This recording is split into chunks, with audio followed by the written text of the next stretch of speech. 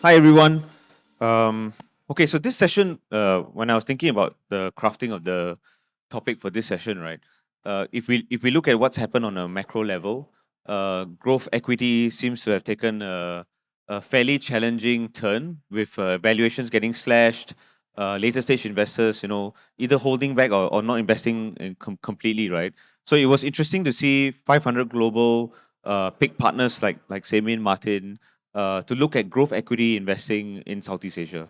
Right. So I would love to understand like how they think about that. How is the region going to be ready? How are they thinking about the sectors, the markets, and how can this region be better ready for growth equity? So before we jump into the questions, I think it'll be good if you all can introduce yourselves and share a bit more about your backgrounds. So maybe Semin, you can go first. Yep. Hi, my name is Saemin. Up until 2022, I founded and I ran Rakuten's corporate venture capital firm called Rakuten Ventures. It was a $285 million fund that invested globally across startups, small and late. And definitely here, looking at what we could do with the growth equity platform. And definitely here and excited to work on this with Martin.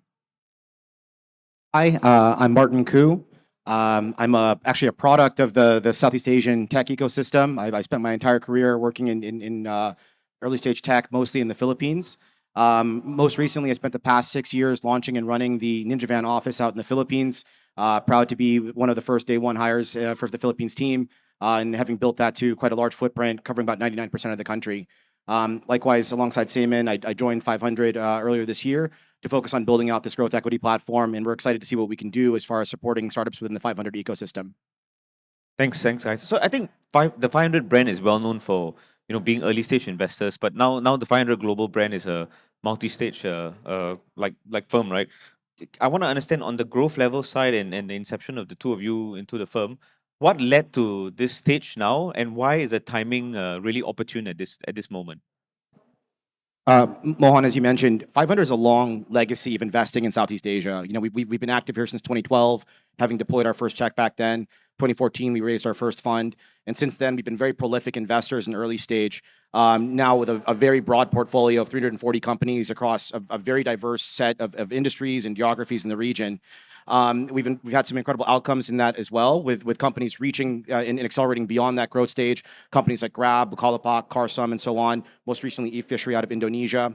And this is a reflection, I think, of the kind of opportunity that having such a robust seed platform presents for growth equity to follow on through, right? The team has done a great job of being first institutional check for most of these founders, having deep relationships and a great understanding of the businesses that are in the portfolio. And we've actually participated in growth in the past, having invested in things like Carousel Series C round back in 2018, for example. So it's not something that's totally new to 500. I think what Saemin and I joining the team represents really is a commitment to continue to incubate growth under the 500 brand and an umbrella. It's an expression of the kind of desire for our LPs to participate in this as well. We've actively raised these SPVs to participate in follow-on rounds for these companies and ensure that we're not leaving opportunities and money on the table. Saemin and I think, bring a new dimension to the team as well, as far as having experienced growth investors in the form of Saemin and operators who have navigated growth space in the form of myself. So we believe that we can bring a unique dimension to this and really take advantage of this incredible opportunity the seed platform presents for us. So if I heard you correctly, right, growth investing for 500 is not a new thing. It was very opportunistic in the past, but right now it's a more active, deliberated effort to participate in that opportunity and bring that opportunity to LPs. Yeah, I think it's an orchestrated kind of ideation, right? If you want to do growth equity properly, you first want to institutionalize. But I guess the question is, what are you institutionalizing? And if you take a step back and think about how do you build a really, really good or ideal growth equity platform, in many ways, you try to think about this as two or three pillars. Number one, of course, you want people who've done it before and who've gone through the rigmaroles.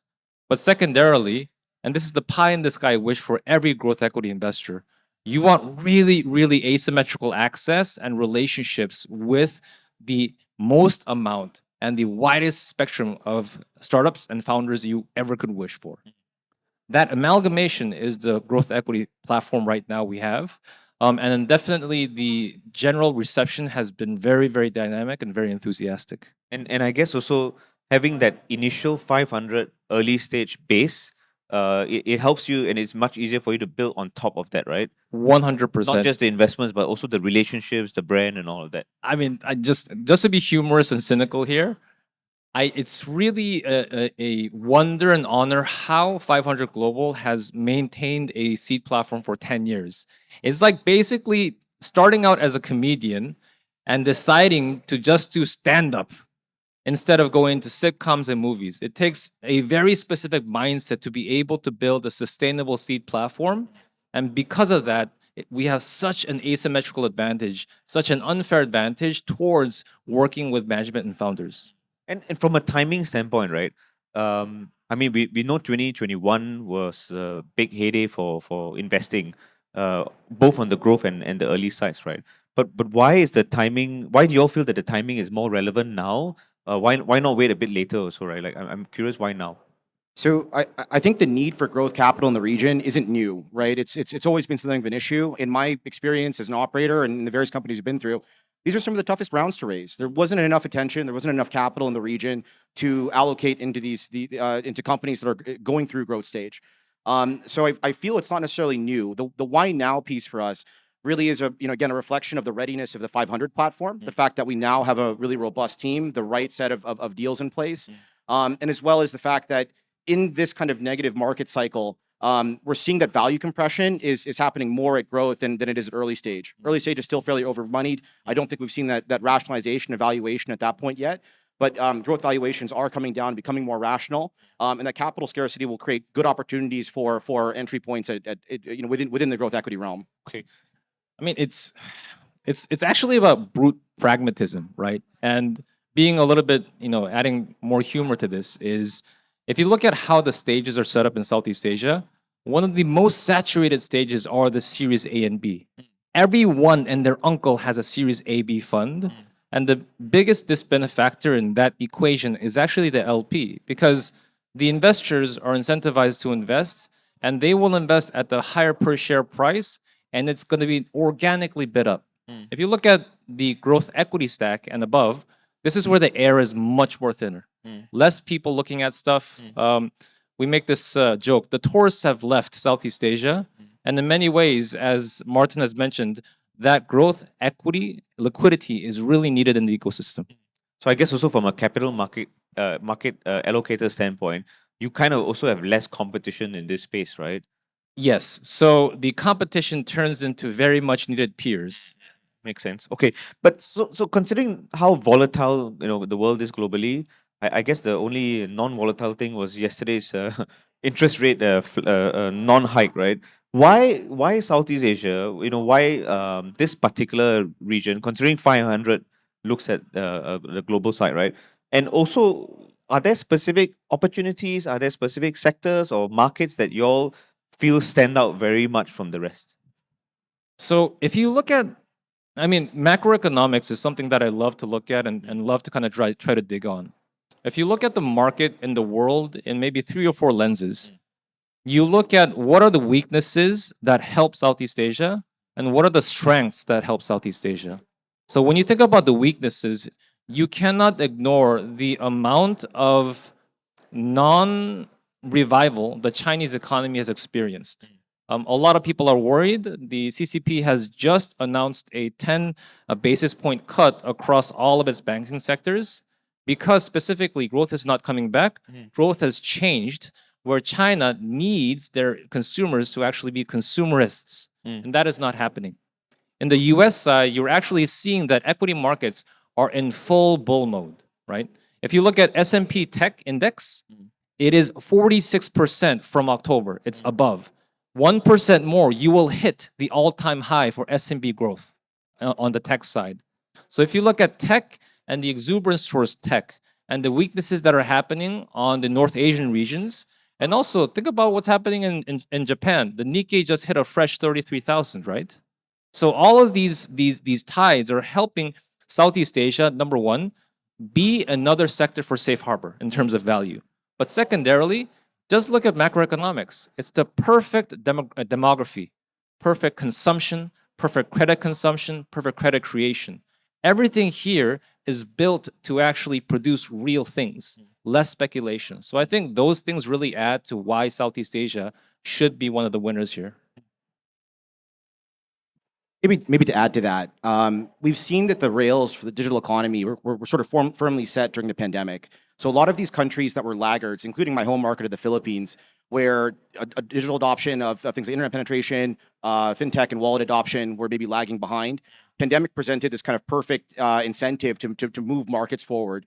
So now more than ever, I feel the rails digital economy have been set across the region to the point where we'll see interesting businesses being built out across a more diverse set of geographies versus just our core markets of say Singapore, Indonesia, where we saw a ton of investment activity, a ton of entrepreneur activity.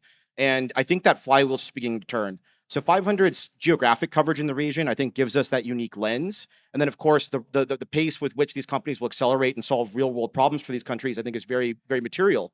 And in that way, we want to ensure that our growth platform is in place, it's stable, it's strong, it's visible and relevant in order for us to fully capture those opportunities that we're seeing at seed. And so, are there particular sectors you all are looking at? So, I remember for Rakuten, right? Like the marketplace, the consumer sectors with Carousel, that was a big sector in I would say the 2010, 2012 that period. What sectors are y'all looking at today that you feel could generate tremendous value, right, for investors? Sure. One sector that we've been discussing a lot internally is ag tech. Food security in many countries within Southeast Asia is shockingly poor, despite having a very large blue collar workforce that should be more productive and should be more capable. I'll mention e-fishery again in this case because I think it's a fantastic example of how tech can really empower these industries and help increase productivity, but also be very disruptive as far as how it enables really visibility, the predictability of yield for these farmers, and then disrupt supply chain, allows them to sell directly into consumers and directly into the marketplace. In the Philippines, there's a lack of feedback loop, I think, between the demand centers, what people are buying, what people want, and the producers in terms of what's being built. So we think there's a lot of potential to layer on technology in these areas, increase the efficiency of output, improve quality of life, and recoup margin from these segments of the supply chain that are non-value additive. So I think ag tech is a good example of the kind of area that we're looking at in quite a robust way. But health tech, fintech, rural digitization, these are all sectors that I think we're very, very excited about as a firm. Right. From a growth standpoint, right? I mean, we kind of still are in a bear market, although the public equity side might not fully portray that. How should founders think of growth in a bear market, right? Should they be what are the market expansion strategies that they should be thinking about, regardless, depending on the stages they're in, right? Whether they're seed stage A or B, right? So how should growth be envisioned in a bear market? Maybe I'll take a pass at this first. So, I think when you think about these bear conditions in the market, what that to me represents to founders is really pressures on maybe two things. One is demand is going to soften. Consumers are becoming very discerning about where to spend capital, how much to deploy. Likewise, investors, I think, are feeling similar pressures to be more discerning and constrict capital. So that means the pie is smaller for our founders to play for businesses to play for, and they have less ammunition to go to market with as far as how they compete. So I think this can be a good and a bad thing. This kind of capital constraint also, I think, forces discipline on founders as well to be more efficient, to be more frugal, to be more practical about how we're spending.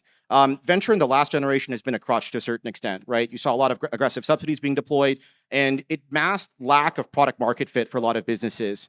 So as far as how founders can navigate this more effectively, I think, going back to first principles, right? The fundamentals of what makes your business strong and successful. Do you actually have product market fit? And having the self-awareness to really challenge yourself. How much has venture capital been a crutch to me? How much further can I take this? And do we have real product market fit?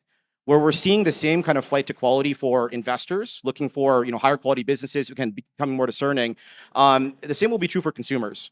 So there's an opportunity for these founders to consolidate the market in that kind of flight to quality as consumers and customers look for really the best product in the market. So I think that's really the perspective that I would take. As far as market expansion goes, I think for our earlier stage founders, it's really not something that we should be thinking at seed, right? If you're thinking about market two at seed, you're probably failing in home market. So I think reinforcing those fundamentals of do we have a successful platform to build out of in our home market is necessary before thinking about market expansion. Secondly, market expansion was taken for granted at growth, right? It was this kind of easy narrative to throw at investors that, hey, I'm going to go to the Philippines, I'm going to go to Indonesia. My TAM is now 2 to 3 times larger, therefore I should be worth incrementally more. I think founders seem to be much more discerning and cautious about how they perform market selection, ensuring that they can translate that idea of product market fit into these new markets, such that they're not taking 3 steps back as they move in and accelerating burn in a way that decreases runway dramatically. Yeah. So the interesting thing is this, right? So in this climate, investors or even founders have gone through this process of pushing themselves to be profitable, cutting costs. But growth equity adds that, oh, you need to now grow, right? Is there a juxtaposition in this state? Like, are you thinking to incentivize founders now to look at burning more capital and focusing on growth and not worrying too much about profitability? How does that work? I mean, when you look at the growth equity, I think it's a hard discussion to have because ideally, when we put in liquidity, we want to put in liquidity at the entity that looks the strongest. So if that company is still thinking about, oh, should I save on money on X and Y and doesn't have a specific direction towards progress, that is less of a fit than a company that understands what their growth metric is and that fits in with the investor that he or she is interfacing with. So that fit is really important to understand whether or not I, as an investor, fitting in with that founder, I can give them good direction. I think if you look at this generally, what will change is I hope that other GPs find that the growth engine not only comes from the marketing side, the visibility, the above the line activities, but more so on more of the business 101 type of activities. What is your use of proceeds? If you tell me I'm going to spend a bunch of money on Facebook ads, you are not the founder that I want to talk to. If you're saying I want to consolidate the playing field because this guy is doing very well here and I want their customer base and I want to consolidate my cost base by moving my cost center here, that makes much more sense. So long answer short, I think much of the growth equity discussions, much of the early stage discussions really have to go down to basics. How am I growth hacking? How am I actually moving meaningfully? So can I push that further, right? Does more growth equity means more M&A happening in the region or in consolidation? I would say my lens of helping companies out, the answer would be a strong yes. Specifically because you're not only looking at how to increase your surface area of your business, you're looking at how to increase the density and the malleability of your business. If you look at, there's a very atypical kind of spectrum of epidemiology called a supercontroller. And when you say what is a supercontroller, it is an entity that has really strong fundamentals that makes it essentially not impervious, but innocuous to general changing environmental conditions. So how do you become a supercontroller in startups? Ideally, you should have good finance fundamentals and an agile strategy about your business, right? Got it. Okay. In terms of the values VC create, right? Sure, they are going to add a lot of value in terms of capital, right? And on more so on the growth equity side, but beyond the IPOs, the M&As, the secondaries, right? Where do VCs at the growth equity level, where do they create the most amount of value? How can they be hands-on in supporting the founders, supporting the organizations, and bringing them on to the next level? And then on a deeper level, exits, right? Do they play a stronger role on the exit process? How do they fit into that? Because it's very different from seed, right? I guess the seed investors can't play that big of a role in that process. Yep. I think our biggest value add is like we'll buy you coffee and lunches anytime you want. I think that's sustenance is our biggest value. Nobody laughs. Okay. But what I'm trying to say here is that I think, especially on the growth equity side, everyone on that board or observer sheet should think about themselves as a consummate activist investor. What I'm trying to say is that they should be able to, number one, fight for what the founder and management team believe in. But number two, be able to stand back and say, hey, I like the 5 things that you're doing, but these other 3 things, I want to work with you to recalibrate them. So what kind of value do you actually add? Well, when I was like working with companies like Goto and Carousel and Byju's and whatnot, I specifically tried to work with them building case studies on how to actually verticalize and make the companies more healthy by increasing their gross profit margins. When they went public, how do you actually want to parse out your shares and shares outstanding with your investment banks to get the right green shoe or the right block trades in? These are all atypical and not very familiar kind of jargon for venture capitalists. but 2023 is the age where every single VC must become as fluent as possible in not only private placements and private assets, but also very, very fluent in public equity and things that happen in the middle of those derivatives. Saemin, are you able to give specific examples in your past or wherever, right, that you specifically helped grow companies with certain decisions, whether it was pushing them in a certain direction or saying no to certain strategies that worked out really well? Sure. Let me just try to anonymize in real time the company's name while trying to look really smart, okay? It's gonna be a train wreck. Okay. So this company was going public. I can't say what country, but they were asking, what do you think about the macro turbulence that's happening in the economies and the finances while we actually want to make the as much upside as possible with the IPO pop? I said, stop. In these environments, you can only choose one. You try to catch both rabbits, you're gonna get your ass kicked, right? So I said, do you want to catch share volatility or do you want the upside? The founder and management team chose the first. So what I suggested is they go public. They go public in their local markets, but before that happens, raise as much money as possible so you can lock in your shares to your lockup period as long as possible, right? Secondarily, when you actually go and when you go public, try to not increase your share offering price as high as possible, but instead go mid-bid so that you actually induce what you call a green shoe. A green shoe for public equity investors is when banks buy into your shares, they overbook your shares so that if the share price drops, another entity comes in and buys up the lot to sustain the share price, right? Number three is what I said is try to actually go public with as little float as possible. Whatever your exchange asks, you have to at least go public with 10% of your float. Only go with 10% of your float because that enables you to actually capture share volatility as much as possible. Right? All of that put together was a very, very successful IPO, and I was very happy that the company did well. Nice. Martin, you've been in, was it Grab, right, previously, right? NinjaVent, right? So very clear growth company. What were some of the important growth stage lessons that you learned, right? That the founders did really well in the early stages?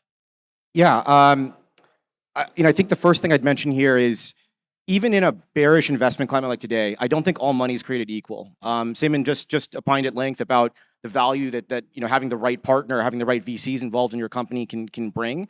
I think choosing the smart money, the business that, or the investors rather, that have similar strategic and philosophical alignment about how to grow your business with you is of extreme importance. In the Philippines, I've seen quite a few companies that have, especially in the previous vintage, chased the largest check possible. And that can create a lot of problems for founders, especially if you don't know how to apply that capital effectively, right? The higher mark often means you have to justify and grow into that mark. You have to chase these larger valuations. And that plays into this kind of hyper growth mentality that just doesn't work, right? If you don't have good unit economic fundamentals and you're just burning cash, then it becomes very unsustainable very, very quickly. And your ability to grow into that valuation, raise a following up round, becomes very, very challenging.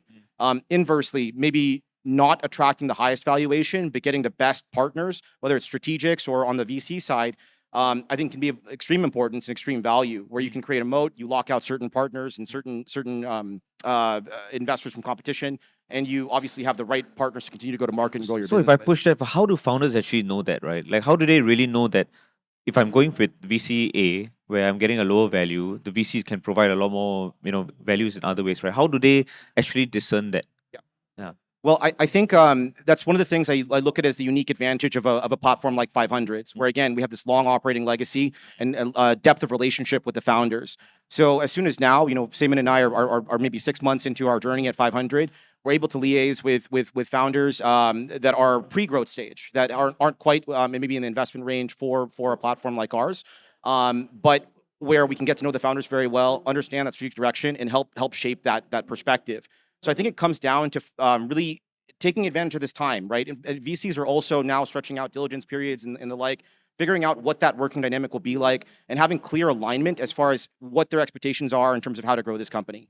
Are there specific fundamentals, right, in terms of current growth factors, current levels of margins, or top line numbers, right, that founders should take note for them to be ready to accept growth equity? I think it's really it differs from vertical to vertical. But I think if you were to put a qualitative lens and say all through verticals, they should just ask or even look at public comps. What is the top decile gross profit that my comps on the public side earn? Right, that's a really good metric. What are the top decile ROICs and ROEs that happen in these markets, whether it's in Indonesia, whether it's in Singapore, whether it's in the US? I think those basic study points really are important and are in many ways obligatory for the founder and founder group to do themselves. But in terms of how do you actually empathize that with the investor group, I think also this is where you have to understand what is the sophistication of the investors themselves. They're not very sophisticated, but they have an amazing network. They're very sophisticated, but they don't actually have the networks that you need. I think those study points and those kind of journeys will really differ by startup and by timing. And then if we can shift the conversation to investors instead, right? So what are lessons that you have learned over the years that are especially important for investors in this cycle, especially investors that want to partake in the growth equity opportunity? Gotcha. I mean, what I'm about to say might sound a little bit heartless, but it would be important for investors to think about, right? How you think about success in the seed stage as an investor must be night and day compared to how you think about growth equity success as an investor. When you think about seed, it's always in many ways the rah, rah, rah, I'll cheerlead for you, we're in this together and whatnot, and we're good to go. In the growth equity stage, especially when you get closer to an IP or a liquidity event, you have to understand as the investor, my fiduciary duty is not only to my founder and management group, but it's equally or even greater for my LPs. I have to guard my LPs' liquidity and principal plus alpha as much as possible. If that's the case, I must understand what levers I have to push to make the investment asset a success, which also might not align with the actual investment success. The investment can do not well in the public markets, but I can utilize different derivatives, wrappers, and OTC deals to make sure I get the multiples that I need for my investor. That sophistication and that kind of compartmentalization, more than ever in 2023, is very mandatory. Anything you want to add to that? I think one of the things that Saemin and I talk about often is how venture was sort of asleep at the wheel in the last generation, where investors were very passive, we were very founder driven, and willing to kind of ride that founder's vision for the company, good or bad. Obviously, this type of investment climate where the promise of follow-on capital is no longer guaranteed, I think it's very important for investors to take a more active hand in guiding the business and being involved in working with their founders. And hence why I think the team also saw value in a profile like my own, coming from more of an operating background and being able to really roll up my sleeves and work alongside founders. So it's something we're very excited to do. Got it. So I think I've come to the end on the questions part. The few of the takeaways that I'm really thinking about is that you can't just apply growth equity to the same way that you did 5 years ago. It has to be applied to companies that have a stronger product market fit, stronger business fundamental, and it needs to be a very deliberate attempt at growing the company to the next level. Hopefully, the increase in growth equity will add to more positive exits and a generally positive outcome for the whole ecosystem. This has been a very enriching and fruitful conversation. Please join me in thanking the panelists for this session. Thank you.